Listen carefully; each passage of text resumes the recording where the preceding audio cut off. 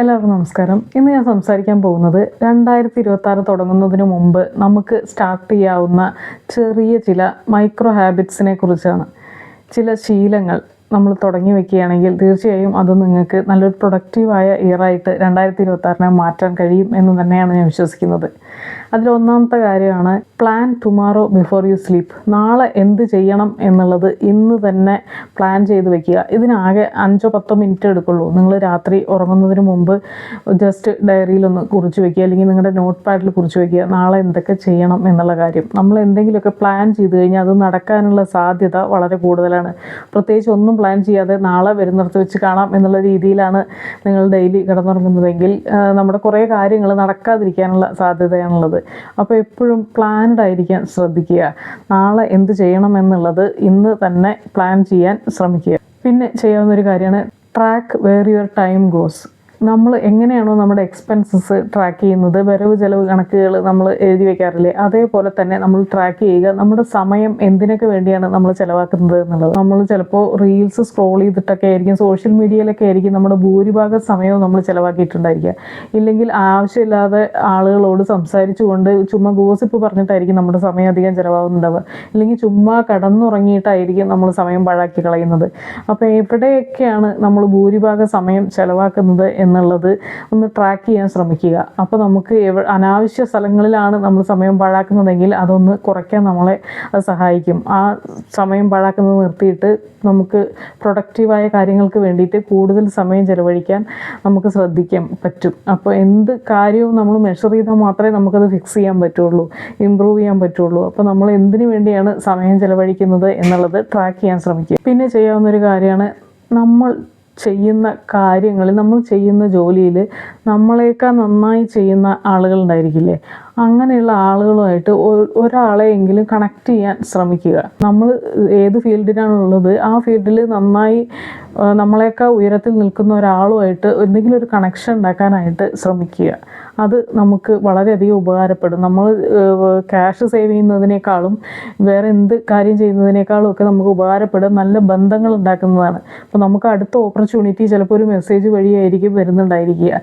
അപ്പോൾ എപ്പോഴും വലിയ ആളുകളുമായിട്ട് എന്തെങ്കിലുമൊക്കെ കണക്ഷൻസ് ഉണ്ടാക്കാൻ ശ്രമിക്കുക. അതുപോലെ തന്നെ ഡെയിലി ഡീപ്പ് വർക്കിനായിട്ട് ഒരു സമയം സെറ്റ് ചെയ്ത് വെക്കുക. അത് 1 hour 2 hours എത്ര വേണമെങ്കിലും ആവാം. ആ സമയത്ത് നമ്മൾ ഡോർ ക്ലോസ് ചെയ്യണം, നമ്മുടെ ഫോൺ സ്വിച്ച് ഓഫ് ആയിരിക്കണം. എന്നിട്ട് നമ്മൾ എന്തെങ്കിലുമൊക്കെ ഗോൾസ് സെറ്റ് ചെയ്ത് വെച്ചിട്ടുണ്ടായിരിക്കുമല്ലോ, നമുക്ക് എന്തെങ്കിലുമൊക്കെ ലക്ഷ്യങ്ങളുണ്ടായിരിക്കുമല്ലോ. അപ്പോൾ ആ ലക്ഷ്യത്തിന് വേണ്ടി നമുക്ക് വർക്ക് ചെയ്യേണ്ടി വരില്ലേ, ആ വർക്ക് ചെയ്യുന്നതിന് വേണ്ടിയിട്ട് എല്ലാ ഡിസ്ട്രാക്ഷൻസും ഒഴിവാക്കിയിട്ട് കുറച്ച് സമയം, അത് എത്രയാണോ നിങ്ങളുടെ സൗകര്യത്തിനനുസരിച്ച് 1 hour 2 hour എത്രയാണെന്ന് വെച്ചാൽ അത് ആ സമയം നന്നായി ഡീപ്പ് വർക്ക് ചെയ്യുക. അതിന് വേണ്ടിയിട്ട് ആ ഡീപ്പ് വർക്കിന് വേണ്ടിയിട്ട് ഒരു സമയം എല്ലാ ദിവസവും മാറ്റി വയ്ക്കുക. പിന്നെ ചെയ്യാവുന്നൊരു കാര്യമാണ് സേ നോ മോർ ഓഫൻ. യാതൊരു മടിയില്ലാതെ നോ പറയാൻ പഠിക്കുക. എന്ന് വെച്ചാൽ ആളുകൾക്ക് ആർക്കും ഒരു ഉപകാരം ചെയ്യരുത് എന്നല്ല, പക്ഷേ ചിലരൊക്കെ അവരുടെ സമയലാഭത്തിന് വേണ്ടിയിട്ടായിരിക്കും നമ്മളോട് അത് ചെയ്യും ഇത് ചെയ്യും എന്നൊക്കെ പറയുന്നുണ്ടായിരിക്കുക. അപ്പോൾ എല്ലാത്തിനും യെസ് പറഞ്ഞു കഴിഞ്ഞാൽ നമ്മളവിടെ എന്താണ് ചെയ്യുന്നത്, നമ്മുടെ സമയം മറ്റൊരാൾക്ക് വേണ്ടി വിട്ടുകൊടുക്കുകയാണ്. നമുക്ക് ഏറ്റവും വിലപ്പെട്ട കാര്യം എന്ന് പറയുന്നത് സമയമാണ്. അപ്പോൾ നമുക്ക് സമയമുള്ളപ്പോൾ ആളുകളെ സഹായിക്കുന്നതിൽ മടിക്കേണ്ട ആവശ്യമില്ല. പക്ഷേ നമ്മളെല്ലാവരോടും എപ്പോഴും യെസ് പറഞ്ഞുകൊണ്ടിരിക്കുകയാണെങ്കിൽ നമുക്ക് ഒരുപാട് സമയം നഷ്ടം ഉണ്ടാകും. നമുക്ക് പ്രൊഡക്റ്റീവായി നമ്മുടെ കാര്യങ്ങൾക്ക് വേണ്ടി യൂസ് ചെയ്യേണ്ട ആ സമയത്തിനെയാണ് നമ്മൾ മറ്റുള്ളവർക്ക് വേണ്ടി ഉപയോഗിക്കുന്നത്. നമ്മൾ നോ പറഞ്ഞാൽ അവർക്ക് ചിലപ്പോൾ അത് ചെയ്യാൻ വേറെ ആരെങ്കിലുമൊക്കെ അവർ സഹായിക്കും, ഇല്ലെങ്കിൽ അവർക്ക് തന്നെ ചെയ്യാൻ സമയം ഉണ്ടായിരിക്കും. അപ്പോൾ നമ്മൾ നോ പറഞ്ഞുകൊണ്ട് അവരുടെ കാര്യങ്ങളൊന്നും മുടങ്ങാൻ പോകുന്നില്ല. അപ്പോൾ അതുകൊണ്ട് നമുക്ക് കൂടുതൽ പ്രയോറിറ്റി കൊടുക്കുക.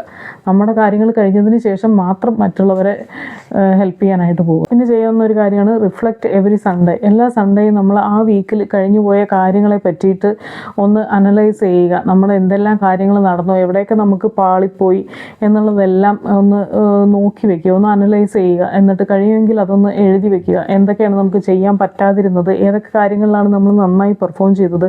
ഓരോ വീക്കിലും നമ്മൾ അങ്ങനെ ഒന്ന് അനലൈസ് ചെയ്യുക, നമ്മുടെ വർക്കിനെ പ്രോഗ്രസ് ഒന്ന് വിലയിരുത്തുക.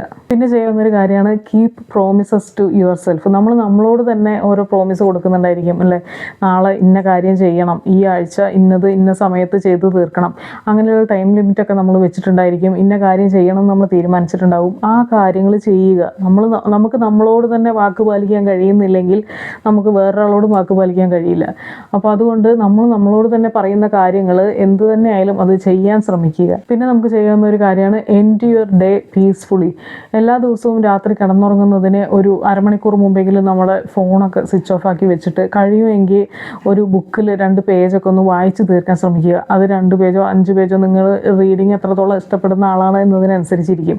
അപ്പോൾ ഒന്ന് പീസ്ഫുള്ളായിട്ട്, പ്രത്യേകിച്ച് ശബ്ദങ്ങളൊന്നും ഇല്ലാതെ, നോയ്സൊന്നും ഇല്ലാതെ, ഫോണിൻ്റെ ലൈറ്റും ശബ്ദവും ഇല്ലാതെ നമുക്ക് കുറച്ച് സമയം വളരെ ശാന്തമായിട്ട് ആ ദിവസം അവസാനിപ്പിക്കാൻ ശ്രമിക്കുക. അതൊക്കെ നമുക്ക് നാളെ പ്രൊഡക്റ്റീവായിട്ട് നമ്മുടെ ഡേ തുടങ്ങാനായിട്ട് നമ്മളെ ഹെൽപ്പ് ചെയ്യും. നേരത്തെ പ്രിപ്പയർഡ് ആയിരിക്കുന്നത് നമുക്ക് എപ്പോഴും നമ്മുടെ ഉദ്ദേശിച്ച കാര്യം നടക്കാനായിട്ട് ഉള്ള ചാൻസ് കൂട്ടും. ഇപ്പം നിങ്ങൾ നാളെ രാവിലെ നടക്കാൻ പോകണം എന്ന് ഉദ്ദേശിച്ചിട്ടാണ് കിടക്കുന്നതെങ്കിൽ നമുക്ക് നടക്കാൻ പോകുമ്പോൾ ഇടാനുള്ള ഷൂ, ട്രാക്ക് സൂട്ട് അതൊക്കെ നേരത്തെ എടുത്തു വെക്കുകയാണെങ്കിൽ നമ്മൾ ആ കാര്യം ചെയ്യാനുള്ള ചാൻസ് കൂടുതലാണ്. അതുപോലെ തന്നെ നാളെ ഹെൽത്തി ആയിട്ടുള്ള ഒരു ഭക്ഷണം കഴിക്കണം എന്ന് നിങ്ങൾ ഉദ്ദേശിക്കുകയാണെങ്കിൽ അപ്പോൾ ഇന്ന് രാത്രി തന്നെ അതിന് വേണ്ടിയുള്ള വെജിറ്റബിൾസൊക്കെ കട്ട് ചെയ്ത് വെക്കുന്നത്, എന്താണ് ഉണ്ടാക്കാൻ പോകുന്നത് എന്നുള്ളത് പ്ലാൻ ചെയ്ത് എഴുതി വെക്കുന്നത്, ആ മീൽ പ്ലാനിങ് ഒക്കെ നടത്തുന്നത്, അതൊക്കെ നമ്മൾ ചെയ്യാൻ പോകുന്ന കാര്യം ചെയ്യാനുള്ള സാധ്യത കൂട്ടുകയാണ്.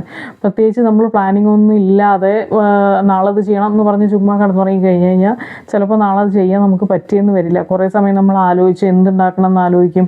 അല്ലെങ്കിൽ നാളെ ഇനി പോകാൻ ഡ്രസ്സ് തിരയണം, ഷൂ കാണാനില്ല എന്നൊക്കെ പറഞ്ഞ് നമ്മൾ എന്താണ് ചെയ്യാൻ ഉദ്ദേശിക്കുന്നത് ആ കാര്യം ലാഗ് ആവാനുള്ള സാധ്യതയുണ്ട്. അപ്പോൾ പ്ലാൻ ചെയ്ത് വെക്കുന്നത്, അതിനുവേണ്ടി പ്രിപ്പയർഡ് ആയിരിക്കുന്നതൊക്കെ നമ്മൾ ആ കാര്യം നടത്താനുള്ള സാധ്യത കൂട്ടുകയാണ് ചെയ്യുന്നത്. ഡിസിപ്ലിൻഡ് ആയ ഒരു ലൈഫ് നിങ്ങൾ ആഗ്രഹിക്കുന്നുണ്ടെങ്കിൽ അതിനിങ്ങനെ ഉള്ള ചെറിയ ചെറിയ ശീലങ്ങളൊക്കെ ഫോളോ ചെയ്യുന്നത് വളരെയധികം സഹായിക്കും. ഇതൊക്കെ നമുക്ക് ചെയ്യാവുന്ന ചെറിയ ചെറിയ കാര്യങ്ങളാണ്. ഇതൊരിക്കലും ഒരു വലിയ സംഭവമൊന്നുമല്ല. പക്ഷെ അത് കൺസിസ്റ്റൻ്റായി ചെയ്യാൻ കഴിയുക എന്നുള്ളതിലാണ് കാര്യം.